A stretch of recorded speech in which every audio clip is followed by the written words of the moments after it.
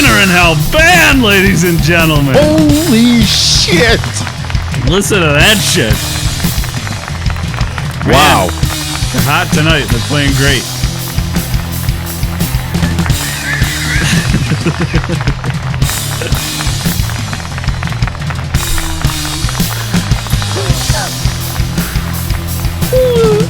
Hold on a second. Oh my god, sorry. Let me just gather. You look at me like, what the fuck? All right. Wow, and this audience. Oh, the best studio audience in the podcast business. Dedicated audience that shows up and committed, consistent basis. Mm-hmm. Hello, thank you for coming again. Hello, Brad. Looks like they might have had to bus in some seniors for this one. Yeah, it's just almost like it's kind of making me miss my grandparents that are now off this earth. Yeah, maybe we should put up a like a heart attack warning. Yeah, just turn down your hearing aids if it gets too intense. Yeah. You'll know better than we do. But this might give them some ideas for our topic, might give them some ideas for their near future. Yeah, it could be pretty relevant, especially if they're Buddhist. Some of these elderly people in our audience probably going to be, yeah, but listen up. Dead pretty soon. I mean, let's face it, Mm-hmm. Well, anyway, welcome back for another exciting edition of the Dinner in Hell podcast, where two amateur historians talk about the atrocious underbelly of history. I am one of those amateur historians, Brad the Impaler, and with me, as always, is my co-host, Ron fucking Maiden. God damn it, we're vulgar. It's natural. It's natural to me. Releases stress. Swearing helps release stress. So if you're having some kind of stress issues, say the F word. Watch. See how you feel. Yep, not anymore. No stress anymore. Or you can listen to us swear. That's true. And then you can do it privately. You know what? I once read a review that someone called us the NWA of podcasts. We're like gangsta. I'm going to accept that praise. Like we were called Gangsta Podcast. I've heard that thrown around. At least, I have a Google alert set up for it, and I mean, it just never stops. Yeah, so tweet hashtag Gangsta Podcast and a Dinner in Hell reference, and we'll appreciate you.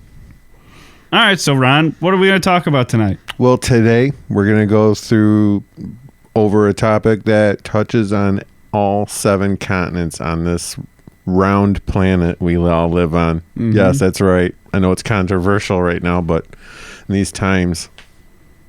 Yeah, the Earth is definitely not flat. Yeah, it's crazy. Like, for example, if let's say you're a pro athlete and let's say you're on the team plane flying, you could take a look directly out one of the windows and see the curve of the Earth. You can actually see the atmosphere. Another example is like if you look at like the moon, check it out. Like the moon is like round. And then, how you can, when you look at the sun, you can see the sun is a little bit round. Kind of get the idea that everything's round in space. Also, yeah, you could learn just the tiniest little bit of physics or mathematics, and then when they explain to you why you're so obviously and insanely wrong, you'll understand why. So today, we're going to be discussing mummification. Yep. Mummification. Sounds like a death metal band name. Probably is. Yeah. They probably sound a lot like Nile. Thanks for coming out. So a mummy is a human or animal whose skin and flesh has been preserved. Why do you say or animal? Because animals can be mummified too. There's 2 types of mummification. There is natural or spontaneous mummification, which can come from causes like cold, like say being frozen in a glacier. Like a baby mammoth. Mm-hmm. Bodies can be preserved in acid, like in a bog, like in a peat bog. like serial killers, victims hidden, bodies, corpses hidden in bog. Like, who doesn't hide a body in a bog, like, first time at least? Yeah, I mean, it would be a newbie mistake, though, because the body would be preserved. You're trying to let that shit decompose. Hello? Yeah. Like, just at least burn it. Yeah, or rookie mistake. Come on, rookie mistake. Ever heard a lie? I mean, come on. Step it up. Extremely low humidity can cause this preservation because the bacteria that break down bodies might not hang out. If there's no moisture around, they can't live. For example, low humidity would be like buried in hot, loose sand, desert. Yes, that would absolutely qualify. Very dry. Also, a mummy could be created naturally by the vacuum of space. Like, I mean, bacteria can't survive in a vacuum. So, for example, if you were to launch in a spacecraft and that spacecraft were to explode and just go off into the distance somewhere and they couldn't bring it back, and eventually you died, your body would be exactly how it was when you died until it was destroyed by running into something else in space or something. Nothing would ever happen to your body after you died. You'd just be dead. But don't you think moisture would escape you? Like your breath? Yeah. And maybe cause ice? Yeah, but you would never decompose at all. All your soft tissue would still be there. There's no bacteria to break it down. It'll just dry up like you'll be a piece of leather floating around in space. Let's say you're doing a mission on Mars and you go outside the city walls and the pressure of the planet starts to suck your eyes out of your face. Melina. Mars. Total Recall. Mars. Yeah. Yeah. Melina. I just jump right to the reference. What a great film. The first Total Recall. Yeah, the second one I saw, but it didn't impress me like the first one did. I don't think I've seen the second one. I did see it. It was just like, it's this again. It didn't seem like innovative or anything. You got a lot of nerve showing your face around here. Look who's talking.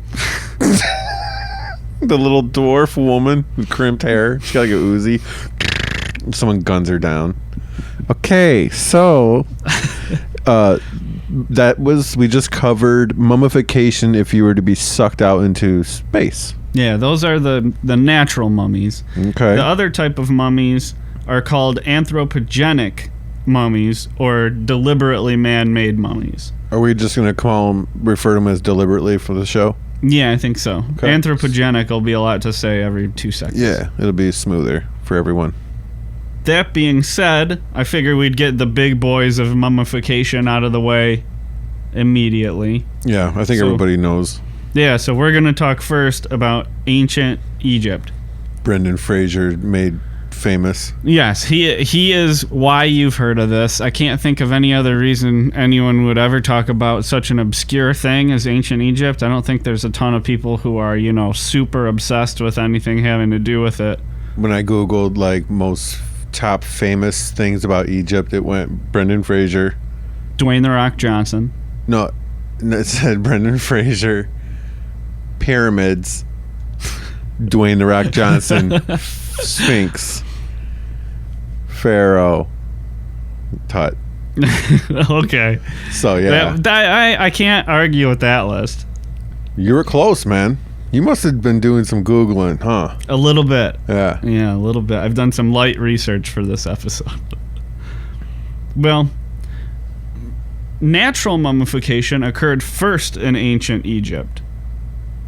And the practice is known because, regardless of social status, all Egyptians were buried in shallow pits in the desert, in the Egyptian desert. No container. No container. So it dried them out right away. And this was all before 3400 BCE. So we're talking about 5,400 years ago, a really, really long time ago. Think of it like this. It's 2017. Mm-hmm. Think of it as think of it as if you go back to year 1. Zero. Yeah, this is 3,000. As long ago as Jesus died, yeah. This is longer. That long again and a half. Yeah. before that time. So it's a really, really long time ago. And the reason I say it was up until 3400 BCE is because that's the time period when we begin to see the deliberate mummification of Egyptian dead. So observing the naturally preserved mummies from the desert influenced their religion, not the other way around. Some people they'll later on, they were embalming and preserving their dead because of their religion, but the mummification actually predates that. They saw it and they liked it, so then it became part of their religion. And around 3400 BCE is when this happened, and the success of the preservation was meant to influence how good or bad the person's afterlife would be.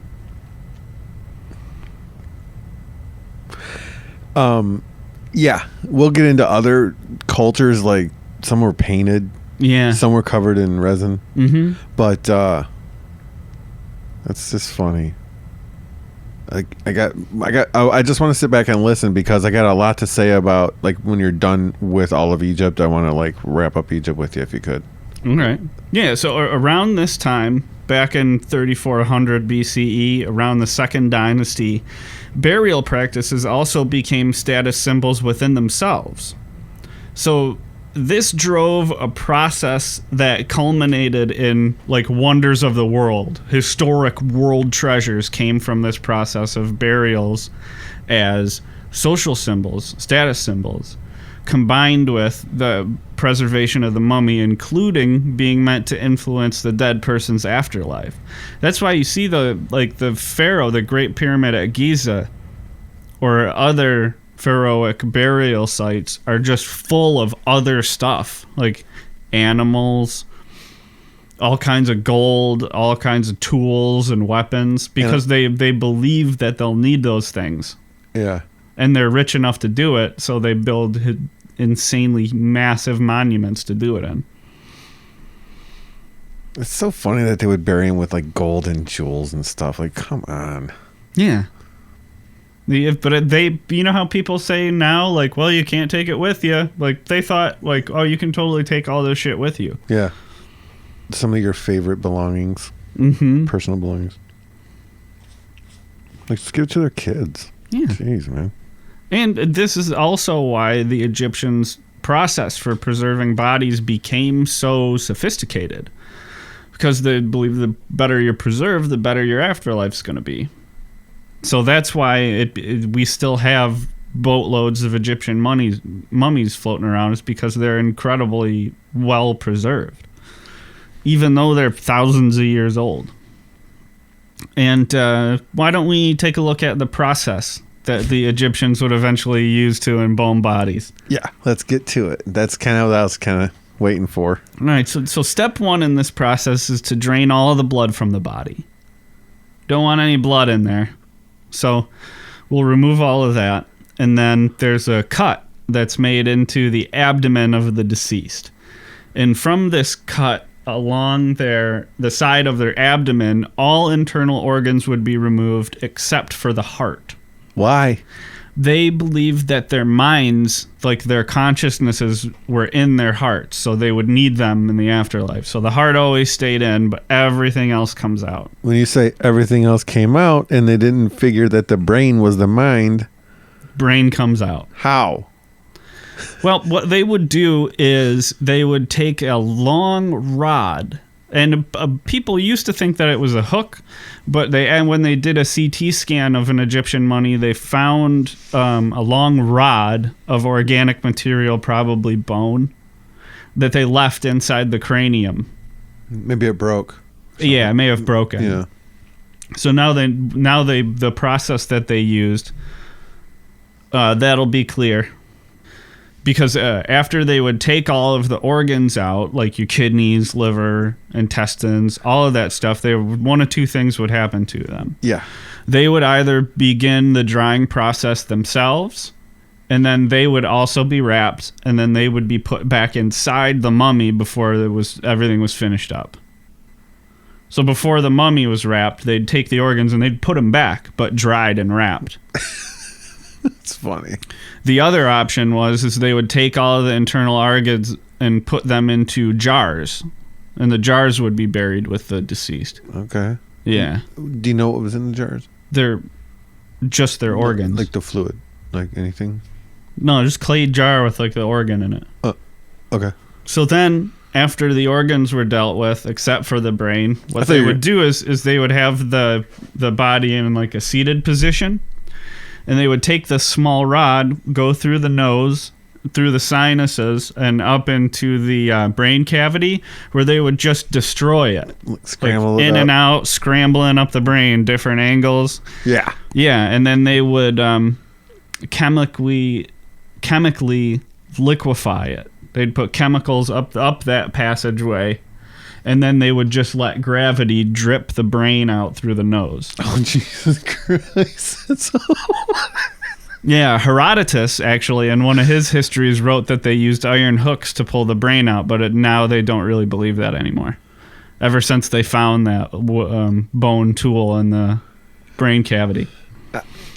I gotta say, that brain through the nose thing you just said was probably the first time my stomach ever like kind of dropped out on the show. Like there's been times where I've been like, that's just like the lowest, like escapism, episode 1.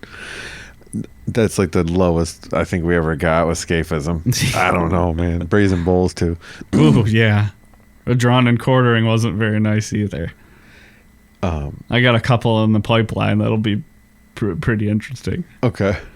So yeah, there's been moments that you feel awful, but that moment I actually felt like queasy for a second. Ooh. That's so gross. Yeah, just thinking about it. Yeah, It's weird. it's weird. It's weird. It's weird. It's weird to you. It is weird. So awful. Using a brain to imagine a liquefied brain leaking out of a nose is weird. It's so gross. You gotta make a little funnel, like a hollow out of bone, like pour it down like the little antler. It'd be like an antelope antler hollowed out. Pour the what's the chemical? There's no evidence of what it was.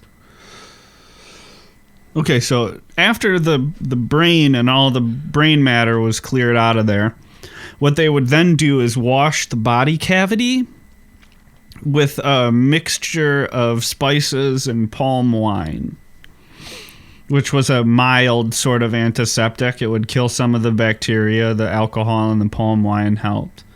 And the spices helped to dry the body some while it was being cleaned. That is so freaking gross, man. Like, can you imagine that? I mean, and like basically every Egyptian was mummified. Everyone, not just the rich ones. All of them were. So all of them had their cavities cleaned out. Most of the time. Sometimes that's not the case for the poorest of them, but yeah, in one way or another. We'll break down the 3 sort of methods at price points. Now we've covered people on our podcast series, the Dinner in Hell podcast. That are so vile and evil that they could do such awful things to people, executions and stuff, tortures. But no, this is a person's job here that is to coat the inside of the cavity of the deceased. Like they're not a psychopath, or you know what I mean? They got to deal with this human corpse. Like their hand is going up in there like it's a picture, like I mean, when you think about it now, when you're baking a chicken or something, rotisserie. No. When I die, cavity? I'll be cremated because it's cheap. Oh, totally. Yeah. Take up space. But what they were doing is pretty much no different than what any funeral director would do to prepare a body for a viewing. Are you familiar with the modern embalming process? That's where they drain you and then they fill you with something? Like formaldehyde and stuff. They do a pretty good job, but there's also other, like, all kinds of weird shit that they'll, like, do to your face. Like, they'll, like, take your eyes out and put, like, little ping pong things in there and glue the eyelid to them so your eyelids stay shut and they don't open. There's all kinds of weird shit that they can do. Like a reconstructive makeup if you die in, like, an accident and stuff like that. Or suicide or something. Yeah. Yeah, there's people's jobs that is just to put makeup on the person. Yeah. I know a guy that that's his job. Yeah, and it's Awful. a very difficult skill to acquire. But it's weird that they were doing what they were doing, but we're still doing the exact same thing. We're still embalming people. Yeah. They just don't necessarily wind up as mummies because we got short-term goals. They had long-term goals. Yeah. I figured they're going to need all that stuff. Yeah. So now, besides the spice mixture in the palm wine, did they use some type of salt? Yes, what they would do after the body cavity was clean is they would take natron, which is like a mineral salt that comes from dry lake beds. It's like really, really salty baking soda. Yeah. So basically they would take that, rub the body down with it, and then leave the body in natron for up to 70 days. Like a pit or like a... Probably like in a pit. Crate, yeah, maybe. or like a container. Yeah. Yeah, but so they were completely surrounded in this natron for up to 70 days. 70 days is how long the whole embalming process would take, the whole preparation. So after the 70 days, the corpse would be wrapped very tightly in many layers of linen and like little bits of jewelry, like amulets to ward off the evil spirits and shit. And after they were wrapped, the mummy would be then coated in resin. Describe resin. Made from like sap. Yeah. Yeah. Like nowadays, resin would be something you'd like finish wood with, right? Yeah. Yeah, so then after the corpse was coated in resin, it would be put in a sarcophagus, which would then also be coated in the resin. So it's a double whammy, double sealing against moisture and insects and shit. Sarcophagus. And that is the like A1 top of the line mummification process. But there is also like a Kmart of mummification processes. Like the Vegas wedding chapel. Yeah. Yeah, there's like a junior plan for if you couldn't afford like the best of the best. Can you just take back that Kmart comment? Because I'm actually in. Our producer told us something about that he's talking with Sears about possibly doing something. So we can't get involved with them, man. They're sinking ship. So we got some announcements coming. Okay. We are now sponsored by Craftsman. Great bludgeoning wrenches. Okay, let's talk about the shitty budget mummification. Well, there's three, and level 2 is the slightly cheaper option than the like A1 extra plus super fucking car wash preservation. In the less expensive version, what would happen is that an injection of cedar oil into the abdomen would liquefy all of the decedent's internal organs. So it would clean it all out chemically by allowing all of the organs to dissolve in this cedar oil. And while this liquefaction took place, the liquid would be held in the corpse by the use of a butt plug. And then, when the liquefaction process is complete, they would pull the plug and all the organs would come rushing out.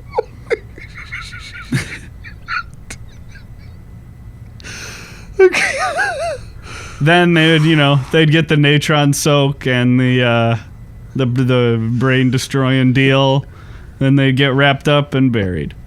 What do you think this plug was made out of? Probably fucking wood. I don't know. Maybe some nice cork, maybe? I don't think so. Probably wood. Carved out of wood, maybe? Yeah? Yeah. Okay. I mean, it is a deceased person, so they wouldn't have any feeling, I guess. So. Yeah, it would be purely functional. Yeah, but if I'm going to honor my person's afterlife, I don't think I want to, like, destroy his rectum with, like, some kind of... while I'm pouring cedar oil down his belly button. I mean, but you're destroying his liver, kidneys, intestines, stomach, lungs. Like, where do I get cedar oil? Why are you so sensitive about destroying his rectum? Damn near killed him. Yeah. No, but where do you get cedar oil at? From cedar trees? In Egypt? They're just growing cedar trees over there? I don't know, man. What kind of freaking... What amateur. You know, I was thinking about this mummification. Nothing involves wood. They carve everything out of stone. Egypt, you never see wood going on. So, like, I don't think they got a ton of trees, but they got some. What? Like palm trees? Yeah, they're making palm oil, palm wine. Not cedar trees. Boom. They must, because they use it. It's like a thing. I think somebody knew we were going to do mummification, and they went to Wikipedia and they changed it just so we'd read it wrong. It's possible. I really don't know what we do get most of this from Wikipedia. I wasn't lying about that when I said it early on. Not all of it, but we're basically going to read it to you. We're reading Wikipedia to you, for you. Yeah. And we're deciding what you should hear, which is the real service. We go digging around through this shit for hours. So we know the good stuff. We bring you the good stuff. Yeah. Also, there was a third option, the budget option. We'll call it like the dollar store mummification. Where you would just get an enema that would clear out your intestines. And then you would do the natron soak and then usually get buried in a shaft, like upright. They'd just like drop you down there. More butt work? More butt stuff. Oh, please. I don't want to be honored in that way. I want the bad honor. Yeah, me neither. Just whatever. If you can get away with just like chucking me in the river when I'm dead, to go for it. I don't give a fuck. Shoot me out of a cannon. My ashes. Sounds like it'd be really expensive, though. Hunter S. Thompson had his ashes shot out of a cannon on his property. It's pretty sweet. Yeah, I really don't care. Just whatever's cheapest. Yeah, take all my organs, leave my head and my hands, and then put me on like a mannequin body so like people can like look at my head and hands and like, oh, and, like honor, you know, like pay their respects. But they don't have to like bury me nowhere. Just burn my head and hands later. Oh, or, you know, I could be preserved like a mummy that exists. Vladimir Lenin, I guess, would qualify as a mummy. His body's perfectly preserved and still on display in Russia. I think you can find like pictures. I think Ho Chi Minh's is too. I think you can find pictures of them cleaning his body. Something like I was searching mummification stuff, and one of the results was like cleaning Lenin's mummy. Yeah, I mean they probably have to do it. Yeah. Oh, also, something that you had pointed out to me is that evidence has been found of nicotine and cocaine in Egyptian mummies, which would mean that they had to have visited the New World, or people from the New World had to have visited Egypt at some point. So, because coca leaves and tobacco plants are from South America, Central America. Yeah. Colombia. Bogota. Yeah, Bogota, Colombia. I was thinking about that in the actual structures of pyramids themselves. Like, I was wondering if one influenced the other. Like, if Egyptians, went to Colombia, found these different, ingredients that they didn't have back home. And what if they saw like Mayan or Aztec, Incan pyramids that they had, and went back and were like, got this great idea. I came up with it myself. Yeah, I have heard that before. And I think I've heard, it was probably like Neil deGrasse Tyson or something talking about it, like debunking like because people say it's like aliens did that. Mm-hmm. And he said, no, it doesn't have anything to do with that. It's because it's just like if you wanted to build something that was tall, the pyramid is the most obvious natural way to build it. Big layer, smaller layer, smaller layer, smaller layer, smaller layer. It's like you can't build the opposite of a pyramid. It's impossible. Right. Yeah, so it's just natural that people decided to build in a pyramid shape. That's why there was never any like St. Louis arches. Till a little bit 80s. Till a little bit later. Yeah, 70s. Well, they had like the Colossus of Rhodes. That was a statue that was so large, made out of brass, that it spanned a harbor in ancient Greece. They found, like, it's real too. Like, it's definitely real. They found it. Yeah. I don't think, maybe it didn't span the harbor, but it was like 50 feet tall or some shit like that. Well, or 100 feet tall. I don't remember seeing a picture like the foot, and it was like huge. is that the statue that was by the Colosseum? Mm-mm. Okay. But similar. Well, I know that going over the notes for the show that we had planned on bringing up someone from our previous episodes. Mm-hmm. One of Dinner in Hell all-star historians weighs in about mummification. He opined that the bitumen, the resin that was used in the embalming process, had healing powers, which was a bad thing because belief in this was pretty continual up until the 17th century in Europe, where a form of ground-up mummified human remains known as mumia was sold to people as cures. Yeah. Yeah. Mm-hmm. They had taken ancient Egyptian mummy, like snap their dome off and just grind it up. Yeah. And sell it as medicine for headaches. Yeah. But you know who you left out a detail. You didn't say who said it. Oh. Yeah. I'm just building the suspense because it was Pliny. Pliny the Elder. The OG Pliny. Not Pliny the Younger. No, it was OG Pliny. And where did we first meet him? That was in Pompeii? Pompeii. He's all over the place. So Yeah. he's probably in at least 4 or 5 of them. Pliny the Elder also arrived on the Black Plague and everyone was dead. Mm-hmm. Yeah. And he described the scene. Yep. Pliny. 3 episodes now, Pliny. Coming up with Ashurnashirpal. Yeah, it's funny bringing up Pompeii and Pliny because that was actually where he died. Yeah. Yeah, he mounted that doomed rescue mission. That's when he left us. Yep, never made it out of there. Tonight we drink to Pliny. And like we said earlier, mummification was by no means confined to Egypt alone. In Libya in 1958, the mummified remains of an infant were found in a cave that were later discovered to be from as far back as possibly 6,000 BCE. Damn.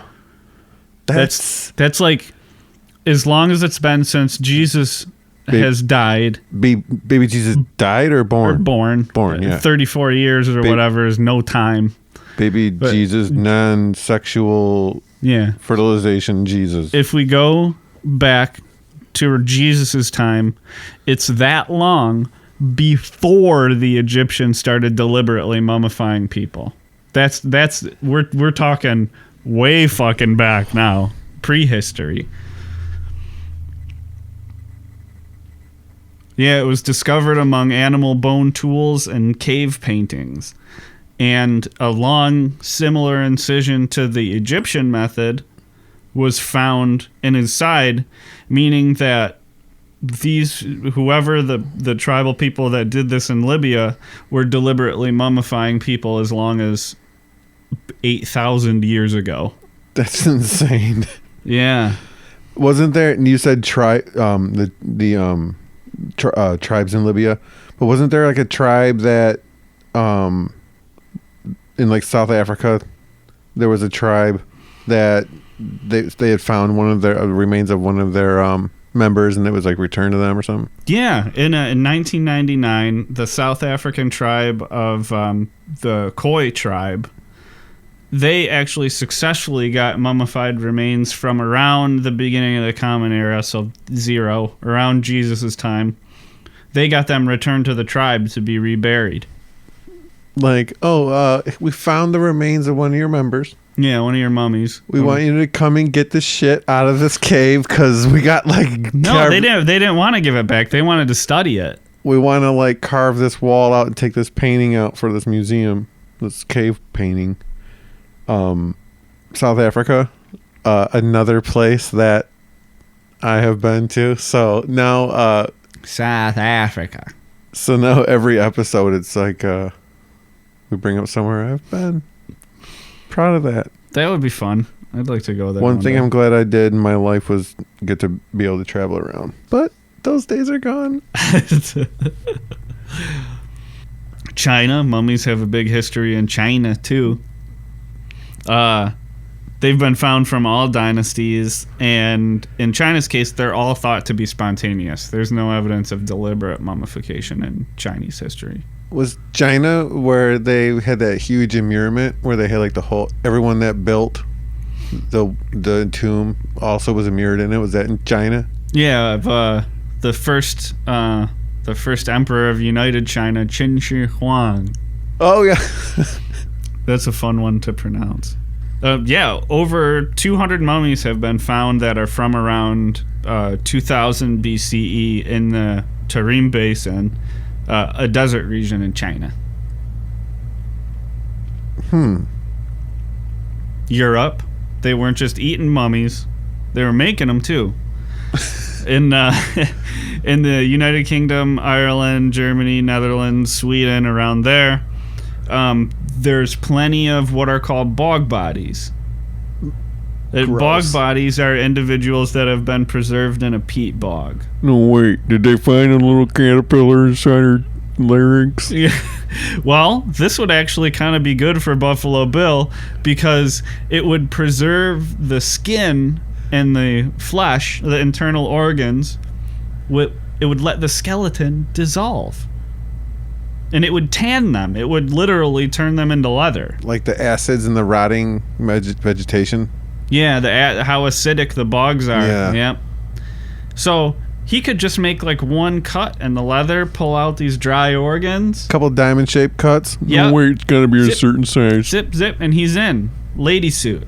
Done. Right. And it's already preserved. He doesn't have to do any of the hard. He doesn't even have to kill anybody. Yeah, no more tuck under. Just get in. Yeah, man. Just get comfortable. He should have just moved. He could have found one.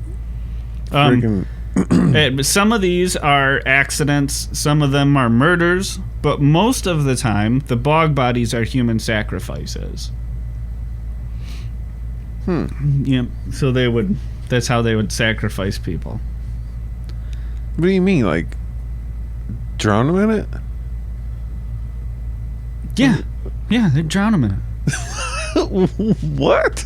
It's a sacrifice to the gods. Put them in the... That doesn't sound right. That's what they did. Like, dig a hole in the bog, throw them in, and then bury them in bog shit?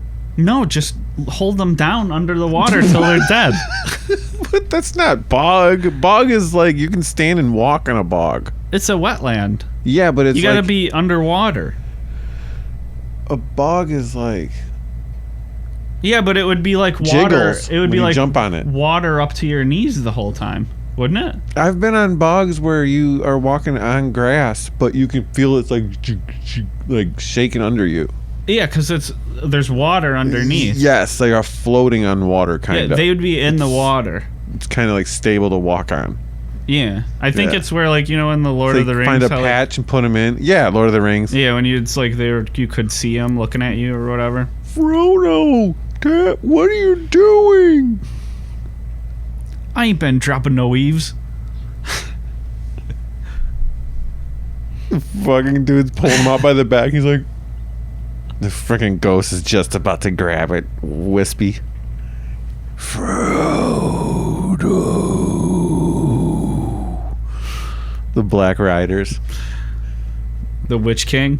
Yeah. I love the Black Riders. My favorite thing. Oh, I could look at them all day. The big black horses with the 9 doomed men. Yeah. Yeah, also in the region, Capuchin monks, when someone would die, they knew that the bodies would be preserved in the bog. So they're like, people might want to study dead bodies from this time later. And they would just put the monks they'd put their dead in the bogs. So good guy monks. That's how... Good on them. A little Dinner in Hell fun fact is Capuchin monkeys actually got their name because when a caption... I'm sorry. I'm thinking about something funny I said earlier.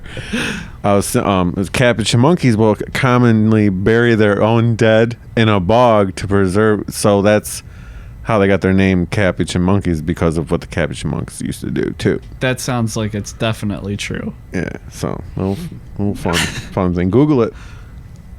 Well, actually, in Scotland at Cloghallen, a male and female mummy were discovered that were from around 1000 BCE. but they were not normal mummies. Like, first of all, even though they were arranged like a couple, they were aged about 50 to 200 years apart. Oh? Yeah, so they weren't from the same lifetime even, but they were buried like a couple. And even more strangely is, at first it appeared like it was two people, but it was two people made of different body parts. That's right.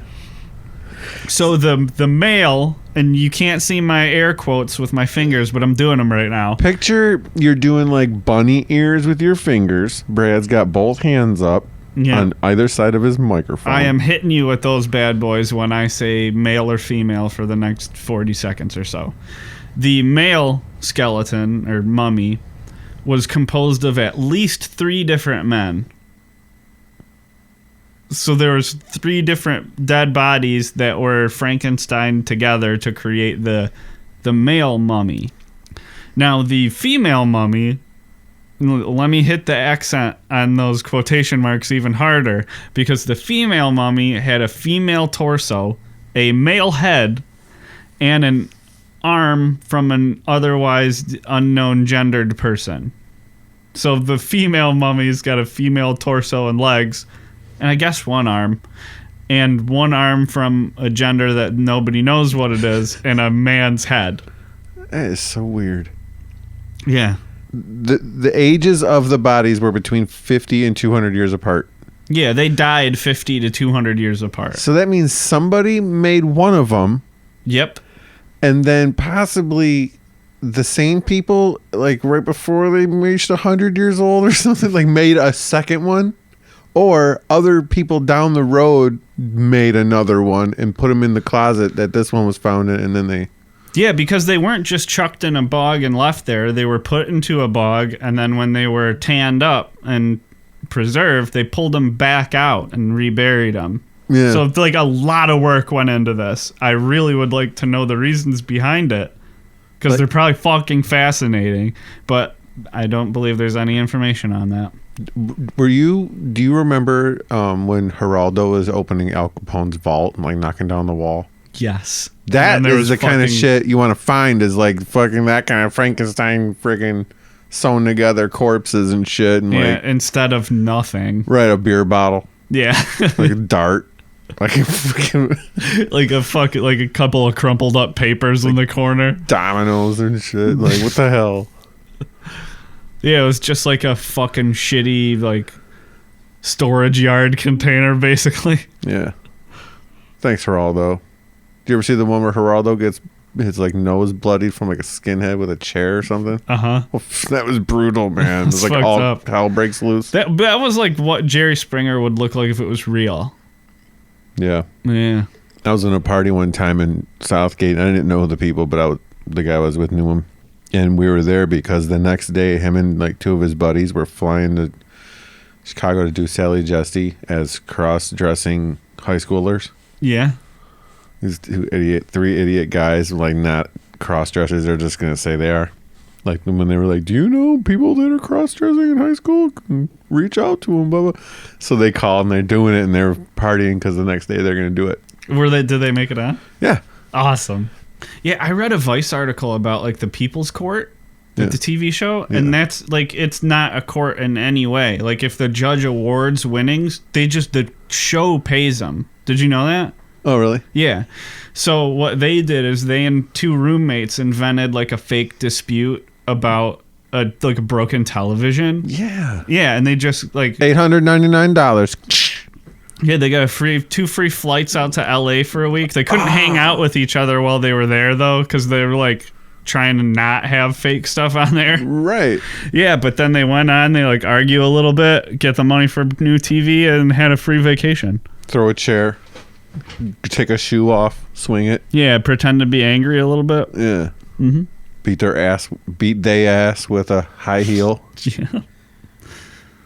Italy is famous for mummies. In Italy, near the border with Austria, Uzi, the Iceman, a famous mummy, was discovered. He lived in the Copper Age around 3300 BCE, and he was a murder victim. He died by an arrow wound in the back. They were able to tell that because of how well he was preserved in the glacier. I remember hearing about this, right? Yeah, up in the Alps. Yeah. But it's funny you said Italy. You started with Italy is famous for mummies. It's like that's like the first time anyone's ever said that. Like, it's like Italy is famous for pizza. Well, and especially because the Iceman appears to have been, or the area of Italy is more connected culturally with Austria, because Ötzi, due to a study by a medical school, actually has 19 living relatives in Austria. That is so cool. 5,300 years later, 19 of Ötzi's relatives are still living. So, if you think back to what we said earlier about the one corpse was returned to the tribe to be buried, like, hey, give Ötzi back to the 19. Grandpa. Give him to the 19 relatives. Put him in their living room. Ötzi's like, hey. By the Watching fireplace. TV, sitting on the... There's like weekend at Ötzi's. Like Ötzi's in the middle of the thing. Like they're partying and shit. You leave the room for a second and he takes the good chair. Like the family takes Ötzi around like he's the Stanley Cup. They got pictures with Ötzi at like... Hey. Drinking champagne out of his mouth. Yeah. Partying it with Ötzi. He's got a Hawaiian shirt buttoned down, put over his mummy corpse. His ice man corpse. Yeah. Sorry about the arrow wound, Ötzi. You're so cute, cutesy Ötzi. Well, I could go on and on with Ötzi. Capuchin monkeys. Yeah, the Capuchin monkeys are back at it again in the Czech Republic. Is that how you pronounce that? I thought it was Czech. Czech. Yeah, in the Czech Republic. This whole time I've been reading about Czech Republic. Didn't realize it was Czech Republic. God, I'm going to have to talk to my freaking assistant about that. Yeah, that should have been pointed out. Yeah, she should have freaking... When she's reading this shit to me, she should have pronounced it correctly. The Capuchin monks had a monastery in the Czech Republic at Brno. And due to unique air and soil conditions in the crypt underneath the altar, there is 300 years worth of preserved mummified remains down there.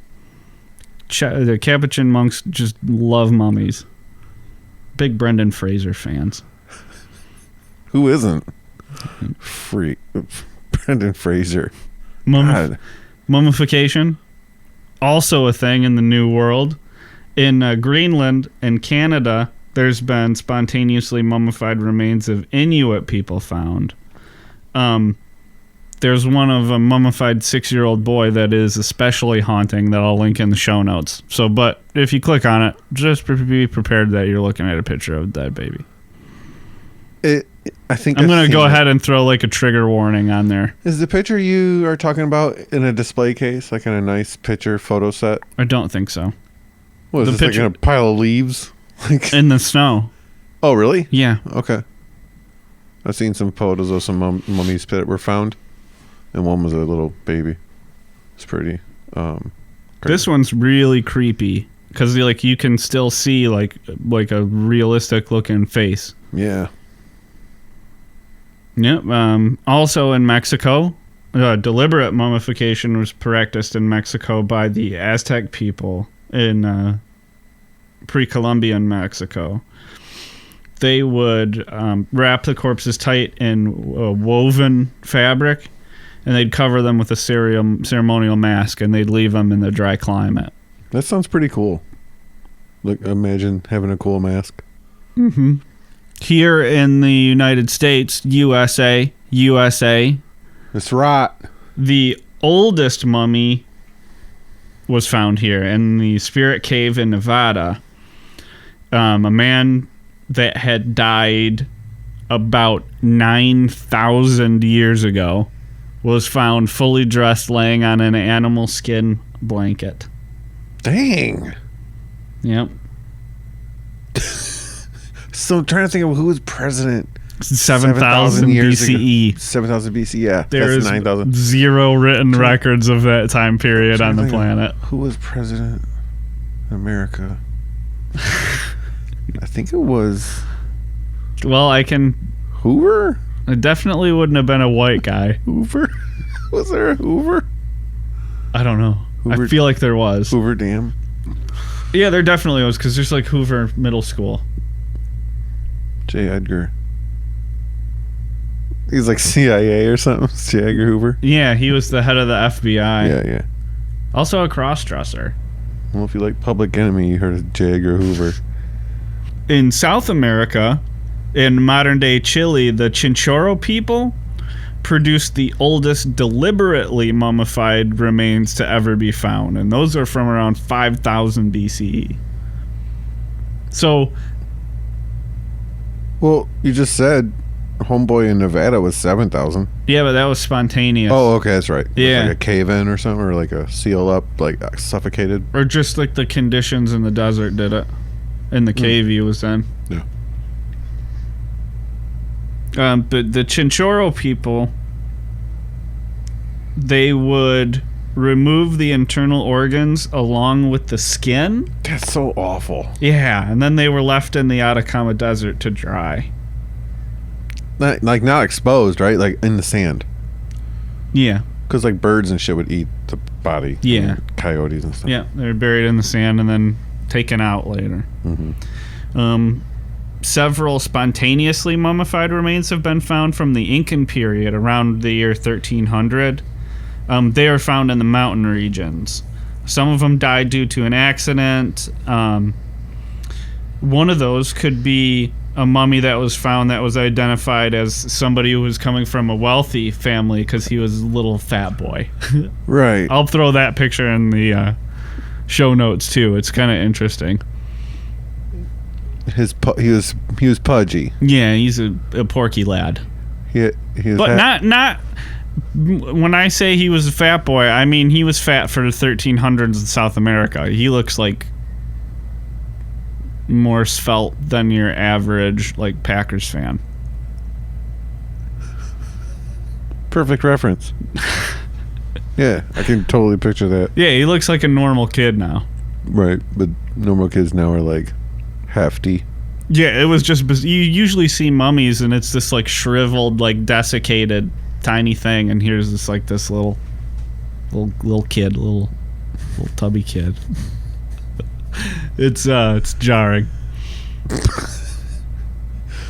Well, also, several of these Incan mummies were obviously human sacrifices. So these were adolescents that were in the middle of nowhere, wearing nothing but ceremonial garments. Huh. No shoes, barefoot. Yeah. So their method of sacrifice would just be to take you out like on horses to the middle of nowhere and then just leave you in the middle of the snow by yourself. There's also some evidence of ritual because when examining their bodies, they had increasing amounts of alcohol and cocaine in their systems leading up to the sacrifice.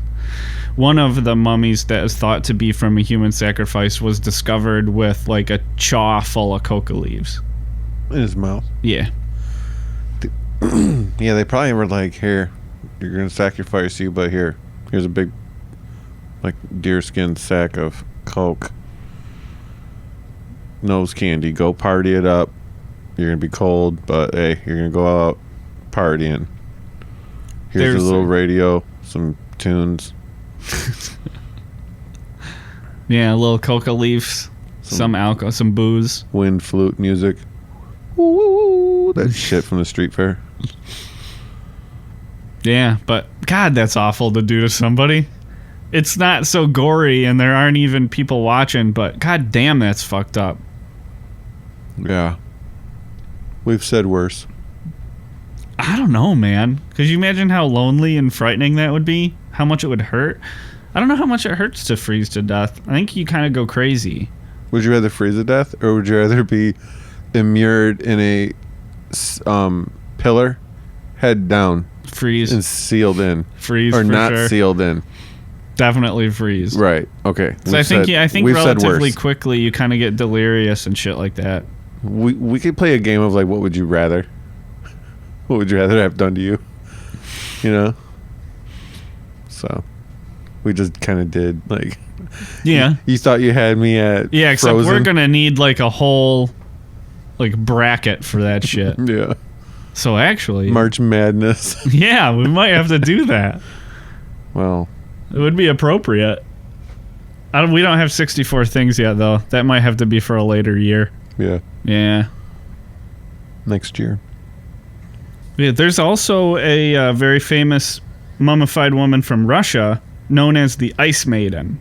She's from the Altai Mountains in Siberia near the border with Mongolia. She lived around 400 BCE, and she's thought to be from nobility because she was buried in a very finely detailed and sewn dress, like super elaborate clothing. Yeah. And she had very elaborate tattoos of animals on her left hand and arm, which sounds badass. Oh, yeah. She's probably like this bedazzled Like dress. there's like a deer, like a bear, like a badass animal sleeve. I could rock that. Wolverine back piece. Elk. Reindeer, because it's Russia. Mm-hmm. Wolverine, probably, yeah. Snow leopard. I thought the Wolverine was just North American. You're right. Maybe it crossed it over the Bering Strait ice bridge in the prehistoric times. I don't know. Yeah, there were animals, though. She was buried with 6 horses who were also wearing finely decorated, like, horse clothes. So that's important. And a symbolic meal. Friggin' Ice Maiden. I like that last name. She had a nice last name. I'm gonna see if I'm gonna go to that Ancestry.com. Yeah, and see if somehow see if you're related to Ice Maiden. Yeah. Hey, anything's possible. What if I'm Altaian or from the Altai Mountains? What if I'm descended from the Altai Mountains like Ice Maiden? Could be. Holy shit. Ron Maiden, Ice Maiden. Right. Yeah. That's crazy. Okay. Moving on. Yeah, we shoot over a little bit east from there. Yeah. If we go to the islands of Japan. Wait. Buddhist monks up until the 19th century, when they would sense that they were going to die soon, some of them would begin their own mummification process before they even died. That's cool. Yeah, so what they would do is immediately they would begin a diet of only salt, nuts, seeds, roots, pine bark, and tea. That's cool. It's like they're doing a kind of like a cleanse A permanent one, yeah. Well, I mean, are they going to be executed? No, I guess they commit suicide. What they do is when they feel like their body's been prepared enough, like when they've had the diet for long enough and they've meditated enough and prepared themselves spiritually, what they do is they'll get into a lotus position in a really, really big container. They'll put some wood or lime or paper in there as a drying agent. They don't do any embalming process. It's supposed to be a spiritual, like, mummification that they do. And then their students would bury them alive inside the container in dirt. They would seal it up. They'd brick it up for 3 years. Then they'd open it back up and exhume the body.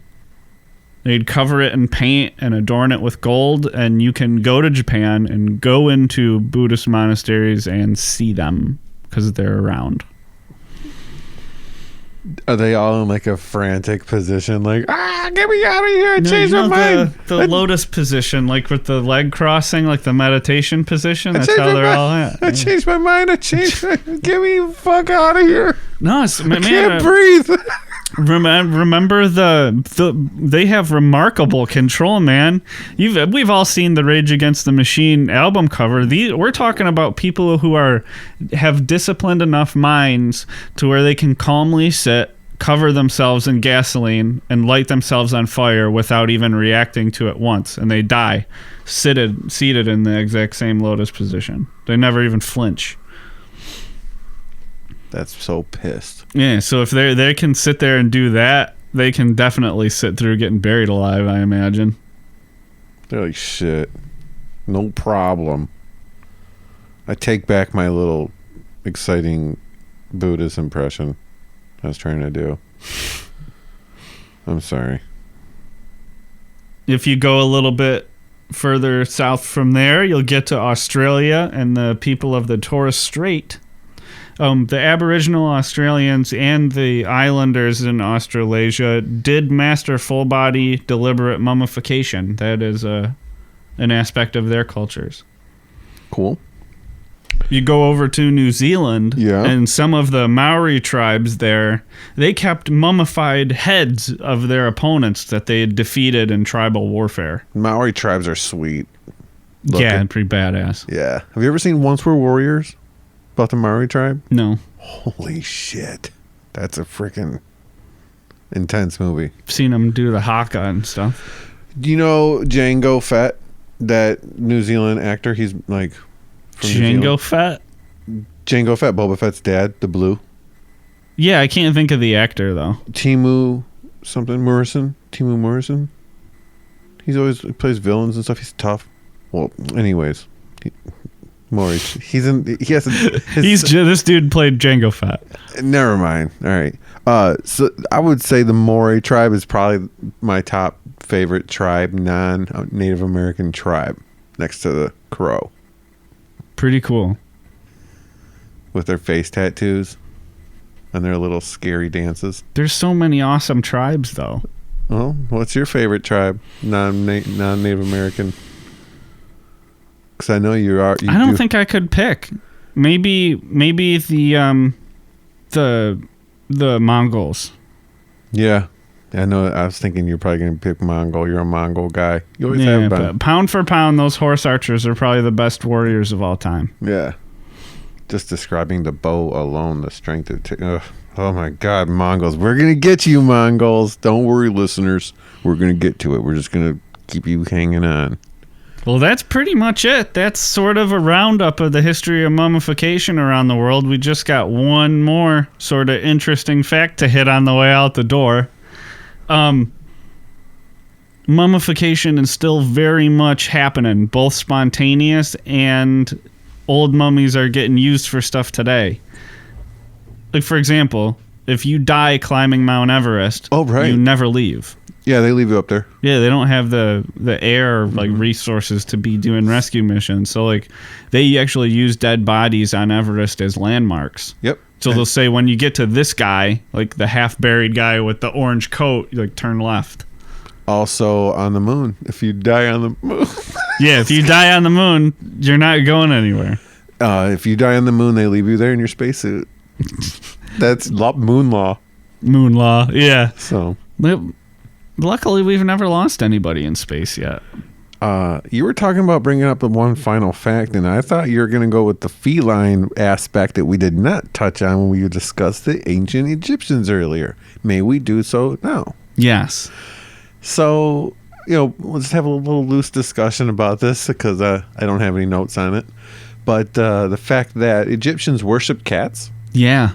And it was they found like thousands of mummified cats, did they not?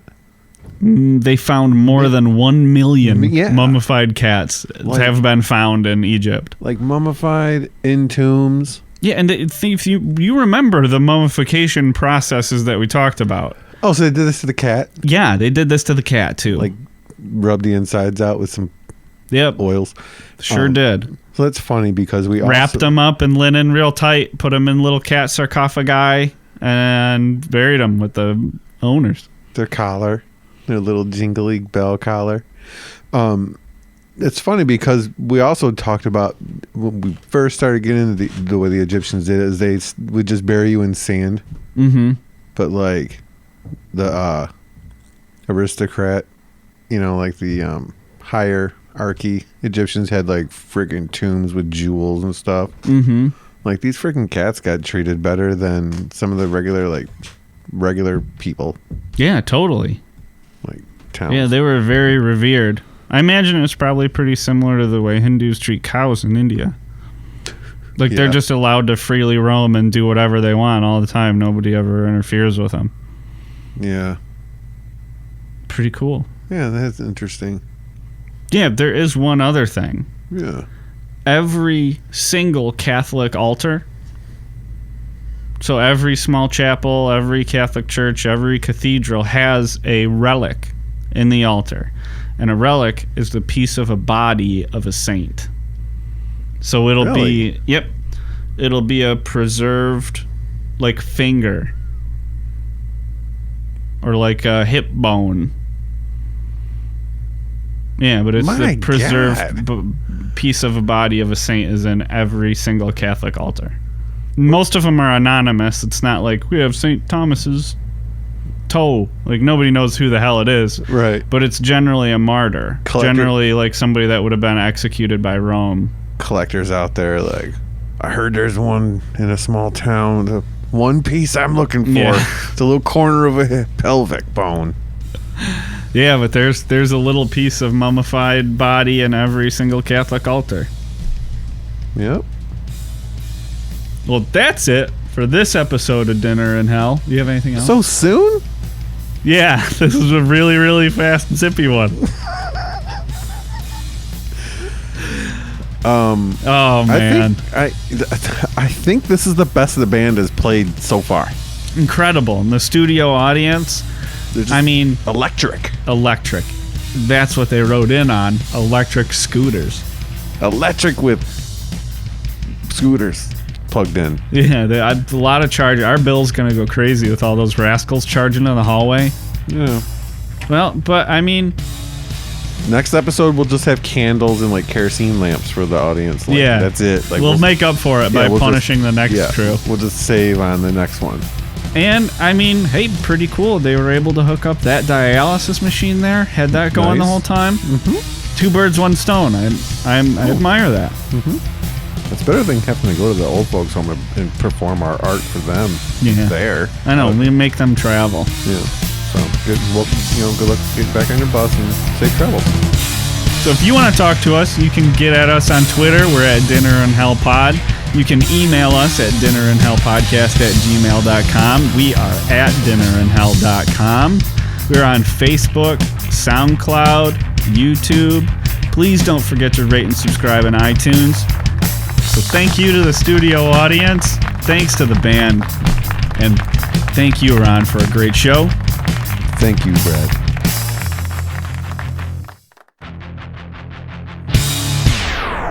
So, Brad, earlier we talked about we brought up Brendan Fraser when we were discussing the mummies in Egyptian times, Yeah.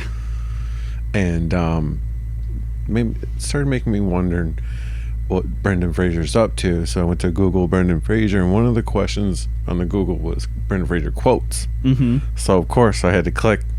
Yeah, you got to. So I don't know if you've seen these quotes, but I could read them to you. I have not. I'm going into this blind. Okay, you have no idea? Yeah, Okay, no so idea.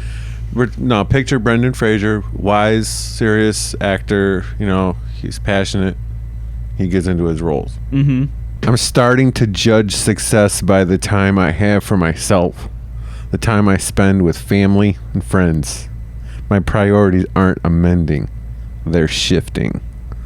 Yeah, you can say shit like that when you're the A-list celebrity that Brendan Fraser is and you have fuck you money to throw around. Like, what is up with... Yeah, who the... Like, my priority is having a place to live. Sorry. Like, what an asshole. Rich asshole. God, what would that be like us saying? Of course, everybody wants to hang out with their families all the time. That's, like, the ideal thing. You know, I think happiness is having a day job and then doing podcast part-time. Yeah.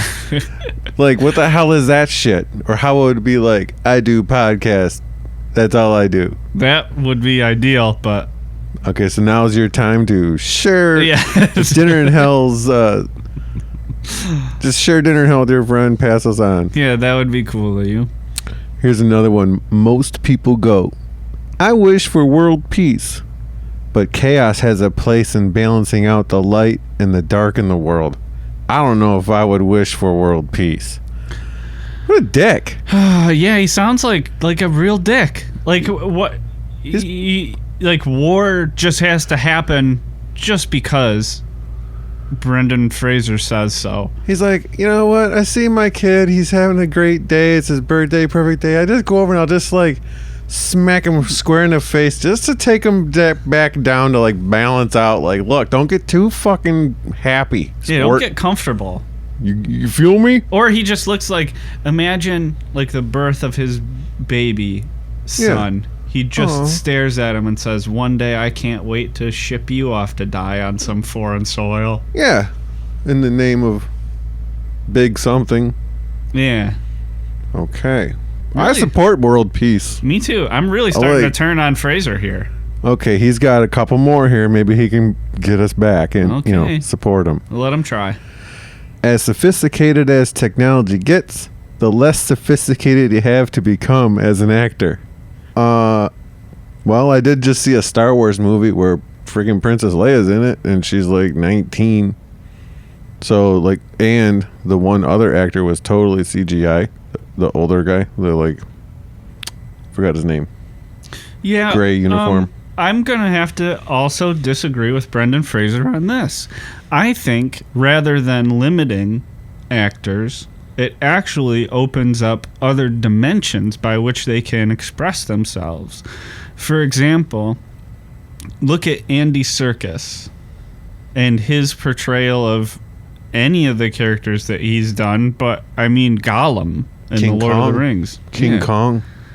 He's an incredibly skilled, knowledgeable actor, and he can use computer-generated imagery to do a whole different facet of his craft. So, again, Fraser, you're wrong. Next quote. Hey. Welcome to Fraser Bash Hour. He just shut me out of... I can't even comment on it. He just called the shots. I'm sorry. I just got a little fired up there. I would say when you're like an avatar and you're running around just a blue fucking empty warehouse. Yeah, you really got to be able to visualize it, right? That's acting. So fuck you.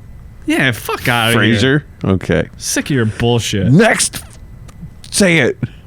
Next question. God damn it. All you have to do is just believe it's what's there. Then the audience will too. There's actually commas in that. There's like 4 commas. So basically what he's saying is if you want to be an actor, you have to act. Right? That's what that means. He's like, hey, if you want to be a good actor, just do acting. Dude. Act. That means act. Can you believe this guy's letting the secret out of the bag of like Hollywood success? Like Jack Nicholson finds out he's like, are you fucking crazy? You're going to tell everyone our secret? What the hell? We were supposed to... Yeah, that's probably why Paul Giamatti overdosed. Did he? Yeah, he died of a heroin overdose. No, you're thinking of Hoffman. Giamatti's alive. Straight out of Compton. Yeah, I'm way wrong. I had it mixed up. I'm thinking of Philip Seymour Hoffman. Yeah, Hoffman. Yeah, no problem. Yeah. They're kind of similar in shape.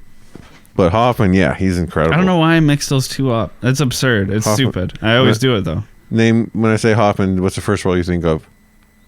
Now I'm not confident. I just thought of the one where he's doing heroin. I think his parents, he set up to have his parents' store robbed. And it turns out that his parents like shot at the robber, so the robbers like killed his parents. Like it wasn't supposed to be any kind of violence, just rob them and get the money and go. And he was on heroin. I forgot what it's called, but he goes to this heroin dealer's house and the guy shoots him up. He just like sleeps in his like apartment bed, all on heroin, and then real life dies of heroin. Next goddamn quote. I think I said next question last time. I know. It's okay. We're going to work this out. Okay. I always approach comedy roles pretending they aren't funny.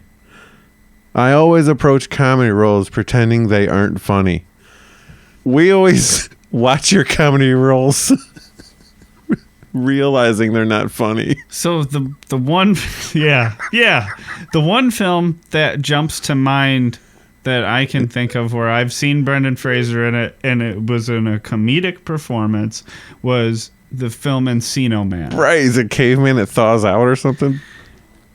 That did not strike me as an especially serious performance.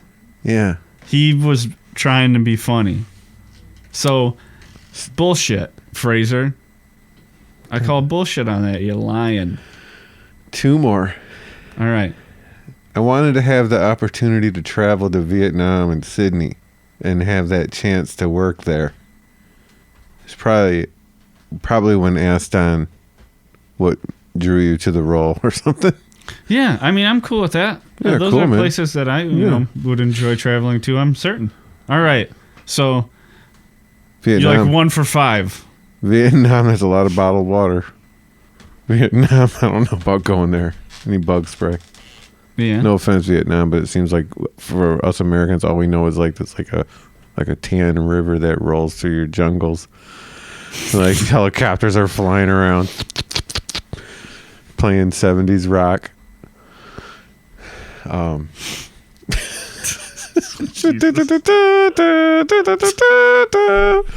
Charlie, don't starve. Oh, man. They had a last one. All right. They had a hard time miking me in my loincloth. I mean, where are they gonna tape it? I mean, right. I'm with you on that, Fraser. Yeah. Like wasn't he in like a jungle movie where he's like a It's a Tarzan? Is it Tarzan? Or is it called like Or like a knockoff Tarzan? yeah, like a stupid like George of the Jungle? yes, something like that. He like hits a tree. Elephant shits on him probably. Probably. So he's probably wearing like a little loincloth. He's probably like Yeah, that must have been it. poor guy has nowhere to mic him. Problems. I'd be bitching too. Yeah, I mean, what do? I guess you have to just boom them the whole time. You know what? That's what we're going to do. Check this out. Search Google. How much did Brendan Fraser get paid to make George of the Jungle? Searching Google for how much did Brendan Fraser get paid to make George of the Jungle. Okay. My assistant's helping me. George of the Jungle. Brendan Fraser, the star that Hollywood forgot. Maybe we shouldn't kick him while he's down. Yeah. But no, some of that shit he said was real stupid. I'm not seeing. Whoa. Offered Brendan 12.5 mil to appear in George of the Jungle 2. Oh my God. Yeah, I'd be doing George of the Jungle 2 as well. I would be doing... I'd do it for $100. I'd do it for... $80? Like $15,000 and like travel pay. Yeah. Cool. Wow. This has been Dinner in Hell friggin' Brendan Fraser discussion. If you have any fun Brendan Fraser facts you want to pass them on to us, hashtag... Or if you want to defend him from me. Hashtag Gangsta Podcast. Yeah, we'll listen to it. We'll reply and shit. Check it out. All right, thanks for listening. Pass us on. Bye.